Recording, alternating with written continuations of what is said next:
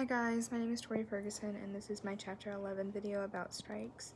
So the strike I chose is the 1997 UPS strike, and this happened because part-time workers were being paid next to nothing in comparison to the previous part-time workers, previous year's wages, or people in the same position that just happen to be full-time. And obviously there's going to be a gap if you're a full-time worker, however they're not getting the same hourly wages, so that was like one of the major problems.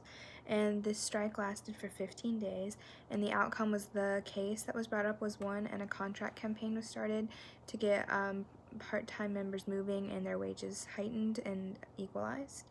So employee reaction, they were glad to finally have been heard and something was being done, but it took over a year for that campaign to finally settle.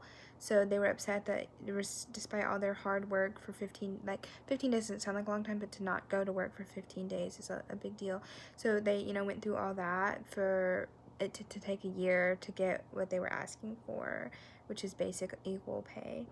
And then but overall it did work, and it was a slow process, but they got what they asked for finally.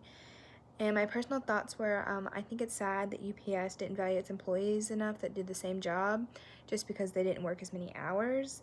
So I think they were just trying to find cheaper labor so that they could get their tasks done, but pay the people doing it less, because they hired a bunch of part-time workers, but paid them all less. So essentially they were just getting their work done for cheaper, which I understand is a business aspect, but there's a lot of ethical issues in that. But that was the 1997 UPS.